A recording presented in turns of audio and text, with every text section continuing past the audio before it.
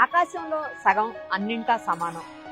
ఆడవాళ్లు కూడా మగవాళ్లతో పాటు ధీటుగా అన్ని వృత్తుల్లోనూ రాణిస్తూ ఉన్నారు ఈరోజు. ఇప్పుడు మనం చూస్తున్నటువంటి ఈ మహిళ ఒక స్పెషల్ ఏంటో తెలుసా? ఎలక్ట్రికల్ ఆటోని ఫస్ట్ టైం డ్రైవ్ చేస్తున్నటువంటి మొదటి మహిళ. చిన్నప్పటి నుంచి ప్రతి ఒక్క వెహికల్ అది చూస్తే అది నడపాలి నేను అనేది ఒక పట్టుదల ఉండేది. నాకు చిన్నప్పుడు నాన్న ఆటో డ్రైవర్, తను చూసుకుంటూ నేను ఆటో నడిపించాను.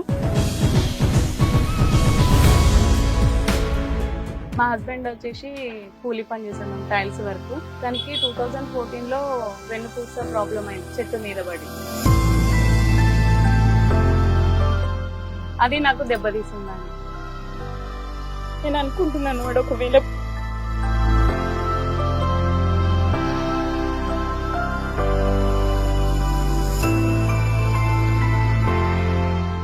అలాంటి టైంలో నేను అనుకున్నాను ఆటో నడిపిస్తే తప్పేముంది, ఇది సాధించాలి అది సాధించాలి నాకు ఏమన్నా ఏముంది, ఐటీఐ చేయాలని ఉంది, ఐటీఐ చదువుకోవాలని. ఇప్పుడు అవును మేడం. ఎందుకు ఇలాంటి రూట్ లోకి ఆవిడ వచ్చారు, ఎవరు ఇన్స్పిరేషన్ ఆమెకు, ఇవన్నీ తన మాటల్లోనే ఇప్పుడు విందాం. అలాగే ఆమె ఎలాంటి ప్రాబ్లమ్స్ ని ఈ వృత్తిలో ఫేస్ చేస్తున్నారో కూడా చూద్దాం. హాయ్ మీనా గారు. నమస్తే, ఎలా ఉన్నారు? బాగున్నారు. మీ ఆటోలో ఎక్కిన వాళ్ళు కూడా బాగుంటారు, అంతే కదా? ఇప్పుడు మనం కూడా మీనా గారితో పాటు కాస్త దూరం జర్నీ చేద్దాం, తనతో మాట్లాడుకుంటూ వెళ్దాం, ఓకేనా? మీనా గారు, మార్నింగ్ ఏ టైం స్టార్ట్ చేస్తారు? మార్నింగ్ నేను ఇంట్లో నుంచి 8:30కి బయలుదేరుతాను మేడం. మళ్ళీ నైట్ ఏ టైం వరకు వెళ్తారు? 6:30 వరకు కంప్లీట్ అయిపోతుంది మేడం. 6:30. ఓకే. అవును, ఇది మంచిగా ఒకటే ఉంది, సింగిల్ సీటు. నార్మల్ ఆటోస్ అయితే డబుల్ సీటు, కొంచెం అటు ఇటు కూడా జర్నీ చేస్తారు కూర్చొని. అవును మేడం, చాలా మంది ఇది రూల్స్ ప్రకారం అయితే ఒకటే ఉండాలి. Correct correct. ఏంటంటే ఎక్కువ సంపాదించుకోవడానికి, ఎక్కువ మందిని కూర్చోబెట్టుకోవడానికి ట్రై చేయడానికి ముంగట మిగతా ఆటోస్ ఉంటాయి మేడం. కానీ ఇదే కంఫర్టబుల్ మేడం, డ్రైవర్ కి గానీ ప్యాసింజర్స్ కి గానీ సేఫ్. యాక్సిడెంట్స్ కూడా అవ్వకుండా ఉంటాయి. ఎందుకంటే మీ పక్కన మనుషులు కూర్చున్నారు అనుకోండి, మీ హ్యాండ్ మూవ్మెంట్ అంతా కొంచెం రిస్ట్రిక్ట్ అయిపోతుంది, అదే ఇబ్బంది అవుతుంది. అవును మేడం. మరి అలాంటప్పుడు ఎట్లా? ఇదే బెస్ట్. ఇదే బెస్ట్ మేడం. నేను ఇంత ముందుకు ఆటో కూడా నడిపించాను మేడం. ఓ, వేరే ఆటో కూడా నడిపారా? 2014లో గ్యాస్ ఆటో నడిపించాను. అప్పుడు నా ప్రాబ్లమ్స్ వల్ల బట్టి నేను బయటికి రావాల్సి వచ్చింది మేడం. ఓహో, ఓకే ఓకే. సరే, ఎక్కడన్నా ఒకసారి మంచిగా ఆపి ఓకే మేడం కూర్చొని ఇంటర్వ్యూ చేద్దాం. ఓకే.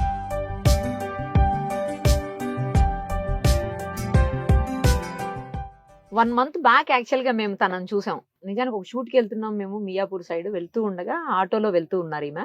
ఏంటి అమ్మాయి ఎలక్ట్రికల్ ఆటో నడిపిస్తున్నట్టున్నారా అని అంటే, అవును మేడం అన్నారు మా వాళ్ళు. సరే అని చెప్పేసి మేము ముందుకి స్పీడ్ గా వెళ్ళి ఆమెను దాటుకొని ఆపి తను బలకరించాం. గుర్తుందా మీనా గారు మీకు? గుర్తుంది మేడం. సన్ అయిపోయాను మిమ్మల్ని చూసి, హాయ్ మేడం అనేసి. అని మీ రెగ్యులర్ గా ఇంటర్వ్యూ చూస్తాను మేడం అని చెప్పారు ఆ రోజు. మీ ఆటోలో అప్పటికే ప్రయాణికులు ఉన్నారు, అయినా కూడా మీరు ఆపి సైడ్ కి మాతో మాట్లాడారు. ఆ రోజు ఇంటర్వ్యూ చేద్దామండి, మీ నెంబర్ తీసుకున్నాం. ఇప్పుడు కుదిరింది 1 month తర్వాత. నాకు కూడా చాలా హ్యాపీగా ఉంది. ఎందుకంటే ఆడవాళ్ళు అసలు ఎందులోనూ తక్కువ కాదు, ఖచ్చితంగా అన్నిట్లో కూడా ముందే ఉంటారు, ఫాస్ట్ గా ఉంటారు, ఫస్టే ఉంటారు. ఉండాలి మేడం కదా? ఎక్స్పెక్ట్ చేశారా మీ ఆటోలో ఇంటర్వ్యూ చేస్తామని? లేదు మేడం. ఫస్ట్ టైం ఒక మహిళ ఎలక్ట్రికల్ ఆటోకి డ్రైవర్ గా అంటే అసలు ఇందులోకి రావాలన్న ఆలోచన, అంటే ఒక ఆటో డ్రైవర్ గా చాలా మంది ఉన్నారు, ఆటో డ్రైవర్లు, క్యాబ్ డ్రైవర్స్ ఇట్లా ఉన్నారు. ఇప్పుడు ఆటోలన్నీ తగ్గిపోతున్నాయి, రాను రాను క్యాబ్సే ఎక్కువైతా ఉన్నాయి. సో క్యాబ్ కి వెళ్లకుండా మీరు ఆటోకి, దట్టు ఎలక్ట్రికల్ ఆటోకి డ్రైవర్ గా ఎందుకు వచ్చారు? కారు కంటే మెయింటెనెన్స్ ఎక్కువ ఉంటది మేడం, అంత మనం పెట్టుకోలేము. అంత ముందుకు నేను 2014లో మేడం నాకు చాలా ప్రాబ్లమ్స్ ఉండే. చాలా వర్క్ కంపెనీలో చేశాను, సెక్యూరిటీ గార్డ్ గా చేశాను. కానీ చిన్న చిన్న పిల్లలు అప్పుడు నెట్టుకుంటూ వచ్చాను ఇల్లు. కానీ పిల్లలు ఎదిగిన కొద్దీ నాకు ఆ శాలరీ కూడా సరిపోతలేదు మేడం. అలా అనేసి నాకు చిన్నప్పుడు నాన్న ఆటో డ్రైవర్, తను చూసుకుంటూ నేను ఆటో నడిపించాను. నాకు ఎవరు నేర్పిలేదు, కానీ వెహికల్ అంటే చిన్నప్పటి నుంచి ప్రతి ఒక్క వెహికల్ అది చూస్తే అది నడపాలి నేను అనేది ఒక పట్టుదల ఉండేది మేడం. అది చిన్నప్పుడు నేర్చుకున్నాను. కానీ ఇప్పుడు నాకు ఉపాధి అయిందంటే అది గాడ్ గిఫ్ట్. సరదాగా నేర్చుకున్నది ఉపాధి జరిగింది. మా హస్బెండ్ వచ్చేసి కూలీ పని చేశాడు మేము, టైల్స్ వరకు. తనకి 2014లో వెన్నుపూస ప్రాబ్లం అయింది, చెట్టు మీద పడి. ఆయనకి హార్డ్ వర్క్ చేయలేడు, ఎక్కువ పోతాడు, వర్క్ చేస్తాడు కానీ హెవీగా, అంటే కంటిన్యూ చేయలేడు. అది నాకు దెబ్బతీసింది మేడం. అప్పుడు పిల్లలకి చదువుకునేటప్పుడు ఫీజులు కానీ తిండి కానీ ఇలాంటి చాలా కష్టం అయ్యేది. అలాంటి టైంలో నేను అనుకున్నాను ఆటో నడిపిస్తే తప్పేముంది, నేను ఆటో నడిపించాలి, నా పిల్లల్ని చూసుకోవాలి, నా ఫీజులు కట్టుకోవాలి, మా పిల్లలు ఏది అడిగితే అది ఇప్పియాలనే ఒక ఆలోచన వచ్చింది మేడం. ఎవరేమన్నా అనుకున్నా పర్లేదు, సరే నేను ఇప్పుడు ముందుకు వెళ్ళాలని. అప్పుడు నా దగ్గర 1 రూపీ కూడా లేదు మేడం, కానీ ఎలాగైనా ఆటో తీసుకోవాలని చెప్పి అప్పుడు మా ఏరియాలో ఫైనాన్స్ కి ఇస్తారు మేడం, డైలీ ఫైనాన్స్. అతని దగ్గర 30,000 నేను అప్పుగా తీసుకున్నాను. సెకండ్ హ్యాండ్ ఆటో 15,000 లో ఆటో తీసుకున్నాను ఈఎంఐ. 2014 లో మేడం. తర్వాత తనకి నేను డైలీ 300 అది చేశాను. అది చేసుకుంటూ ఇంట్లో పిల్లలకి నడిపించాను, ఇంట్లో పిల్లల ఫీజులు. ఇప్పుడు మా పెద్దమ్మాయి డిగ్రీ కంప్లీట్ అయిపోయింది, చిన్న అమ్మాయి 10th. కానీ నేను ఆటో ఫీల్డ్ లోకి వచ్చిన, నా పిల్లలకి ఏం కావాలో చూసుకున్నా, వాళ్ళకి ఏం కావాలో తెచ్చి పెట్టిన. అంత బాధలో ఉన్నప్పుడు నాకు ఈ ఆలోచన వచ్చింది మేడం. ఇందులోకి అందుకు రావాల్సి వచ్చింది ఆటో డ్రైవర్ గా. అవును మేడం. ఆటో రాణి. ఆటో మీనా. ఆటో ఎక్కే ముందు చాలా భయపడ్డాను, ఎలా అవుతుందేమో అని, ఏదన్నా ఫీల్ అవుతారేమో అన్నట్టు ఖర్చు కట్టుకొని వెళ్ళేదాన్ని. బిగినింగ్ లో ఖర్చు కట్టుకొని వెళ్ళేదాన్ని. తర్వాత నన్ను ఒక సెలబ్రిటీ లాగా చూడడం స్టార్ట్ చేశారు. ఎంత అంటే అసలు ముందుకు వెళ్ళే వాళ్ళు స్లో చేసుకొని వెళ్ళక, లేడీ ఆటో డ్రైవర్ అని ఎంతో ఇది చేశారు. నాకు కూడా ఎంతో సంతోషం అనిపించేది. వెనకాల కూర్చున్న వాళ్ళు కూడా ప్యాసింజర్లు వాళ్ళు సెల్ఫీలు తీసుకోవడము, అన్ని డేర్నెస్ ని మెచ్చుకోవాలి, అది ఇది అనేసి నాకు ఇంకా ఉత్సాహం, ఇంకా చేయాలి, ఇంకా నాలాంటి వాళ్ళు ఇంకా తయారు కావాలని ఒక పట్టుదల ఉండేది మేడం.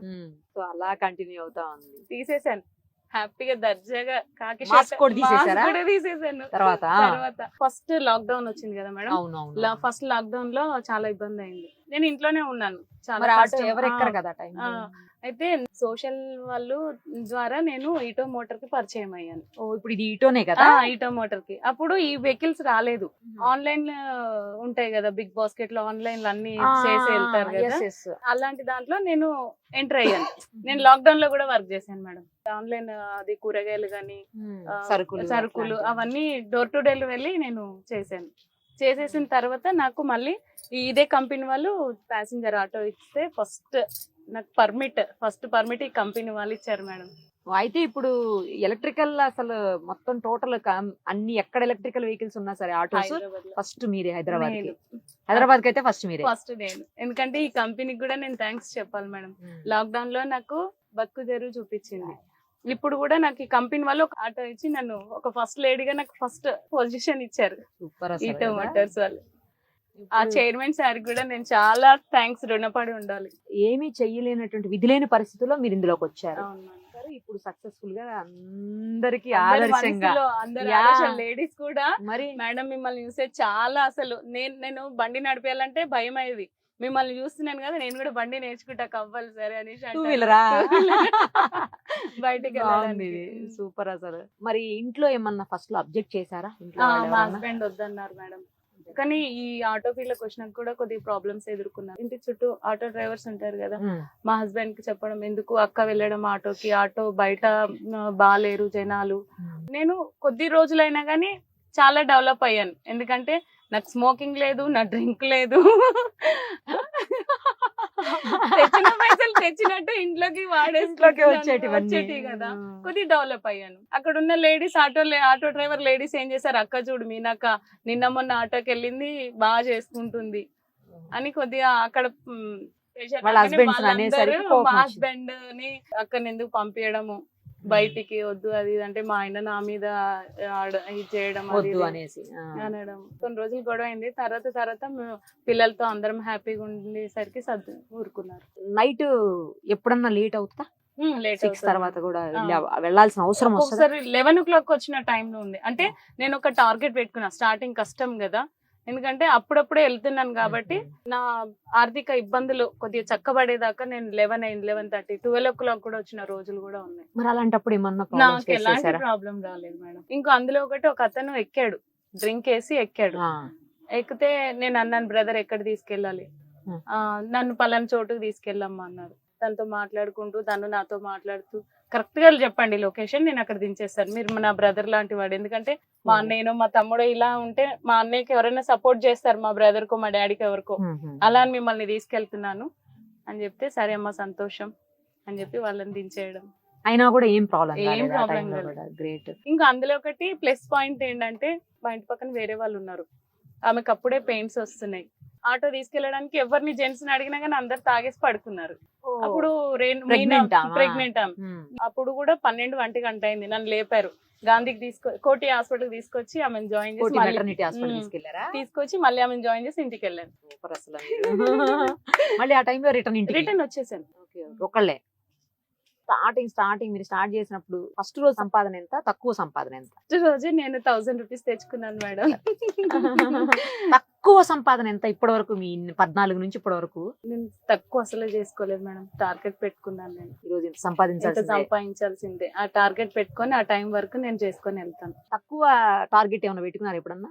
లేదు మేడం. 1000 తక్కువ? 1000 కంటే ఎక్కువనే. తక్కువ అంటే అసలే లేదు. హైయెస్ట్ ఎంత? 2500. 2500 ఎంత బాగా చెప్తున్నారు. సూపర్, గ్రేట్ అండి. మీరు దీనికి పే చేయాలా ఏమన్నా? ఇది కంపెనీ నుంచి మేడం. ఇప్పుడు కంపెనీ కొన్ని రూల్స్ పెట్టాయి, నా అలాగే ఇంకా 10 మెంబర్స్ ని కూడా రెడీ చేసింది. అమ్మాయిలేనా? నేనే నాంపల్లి హజా, అది మన దారుసలంలో ముస్లిం అమ్మాయిలకే ఆల్రెడీ నేర్పించాము. వాళ్ళకి లైసెన్స్ వచ్చాయి, ఇంకా రావాలి, ఇంకొస్తారు. ఇంకా దీనికి ఏం పే చేయాల్సిన అవసరం లేదు మేడం. ఇప్పుడైతే నేనేం పే చేయాల్సిన అవసరం. ఎంత అండి అసలు ఈ ఆటో ఎంత ఉంటుంది? ఇది 4 lakhs చేంజ్ ఉంటుంది. 4 దాకా ఉంటుందా? ఛార్జింగ్ అయిపోయి ఎప్పుడన్నా ఇబ్బంది పడ్డారా రోడ్డు పైన? ఒకసారి అయింది మేడం. తెలియదు కదా, అన్ఎక్స్పెక్టెడ్ గా ఒకసారి జరిగింది. మరి అప్పుడు ఎలా? కాల్ చేశాను మా డ్రైవర్ కి, కాల్ చేస్తే మీ తోటి వాళ్ళకి త్రూ చేసుకొని వచ్చాను. లాంగ్ జర్నీ ఎక్కడ వరకు చేశారు ఇందులో మీరు? జనగాం వెళ్ళాము. ఇన్ని సంవత్సరాల మీ ఎక్స్పీరియన్స్ లో ఏదన్నా మర్చిపోలేని ఘటన ఉందా? నేను ఆటో ఫీల్డ్ కి వచ్చినప్పుడు రోహిత్ అని ఒక అబ్బాయి ఉన్నాడు మేడం. ఇది చెప్పలేని సంగతిగా. నాకు 2 అమ్మాయిలు మేడం. JBS కి వచ్చాను నేను, మార్నింగ్ వచ్చాను. మార్నింగ్ అబ్బాయిని చూశాను. నేను అనుకున్నాను అబ్బాయి బస్ ఎక్కి వెళ్ళిపోతాడేమో అనుకున్నాను. మళ్ళీ డ్రాపులు మధ్యాహ్నం వరకు కొట్టాను మేడం. నా అబ్బాయి అక్కడే ఉన్నాడు, రోహిత్. నేను వెళ్ళి అడిగాను, బాబు నువ్వు మార్నింగ్ నుంచి ఇక్కడే ఉన్నావు నాన్న, ఎక్కడికి వెళ్ళాలి, ఏ బస్ ఎక్కాలి అని అడిగాను. అడిగితే ఆంటీ నన్ను ఒక అతను పనికి తీసుకెళ్తా అన్నాడు, ఇక్కడ ఉండమన్నాడు, తను రాలేదు అని అన్నాడు. అంటే నువ్వు ఈ ఏజ్ లో వర్క్, చిన్న పిల్లడు 8th క్లాస్ ఏమో, 8th క్లాస్, ఈ ఏజ్ లో నువ్వు వర్క్ చేయడం ఏంటి నాన్న, మీ అమ్మ నాన్న లేరా అంటే, మా అమ్మ చనిపోయింది, మా నాన్న ఉన్నాడు, మా నాన్న ఎక్కడ ఉన్నాడో తెలీదు, మా అమ్మమ్మ దగ్గర పెరుగుతున్నాము అనేసి అని అన్నాడు. సరే మరి అమ్మమ్మ దగ్గరికి వెళ్తావా చెప్పు, నేను మనీ ఉందా నేను పంపించేస్తానంటే, లేదు నేను ఎక్కడికి వెళ్ళాను, మా మేనమామలు నన్ను కొడతారు, అక్కడి నుంచి నేను తప్పించుకొని నేను వర్క్ చేయడానికి వస్తున్నానంటే, సరే నువ్వు నా దగ్గర ఉంటావా అని అడిగాను. అడిగితే సరే ఉంటానంటీ అని అన్నాడు. ఆ రోజు నేను మా ఇంటికి తీసుకెళ్ళాను. అదే రోజు చిల్డ్రన్స్ డే. మా అబ్బాయి November 14th. అబ్బాయిని చూసి మా పిల్లలు అన్నారు, మమ్మీ ఎవరు అంటే, మీ బ్రదర్ అనుకోబెట్టా అని నేను అన్నాను. వాళ్ళు చాలా హ్యాపీగా ఫీల్ అయినారు. మమ్మీ ఈ రోజు చిల్డ్రన్స్ డే కదా, వీటితో మనం కేక్ కోపిద్దాం అనేసి చెప్పి కేక్ తెప్పించాను.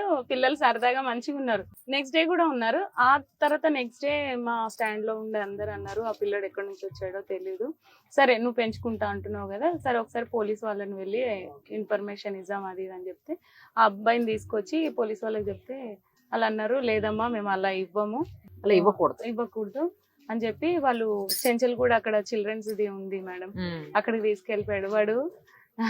వాడు వెళ్ళే టైంలో నేను గట్టిగా హట్ చేసుకొని ఏడ్చాడు మేడం. చాలా బాధ అనిపించింది. ఒక్క రోజే ఉన్నాడు నా దగ్గర వాడు. మీరు చెప్తుంటే ఇప్పుడు కూడా కళ్ళలో నీళ్ళు వస్తుంది, మీరు చెప్తే నాకు వస్తుంది. 2-3 times వెళ్ళాను మేడం వాళ్ళ దగ్గర. కలిసారా? ఉన్నాడా అక్కడే? ఉన్నాడు. తర్వాత వాళ్ళు అక్కడ నుంచి వాళ్ళ దగ్గరకు తీసుకెళ్లారంట, కానీ ఎక్కడ చెప్పలేదు. ఎక్కడికి తీసుకెళ్లారు?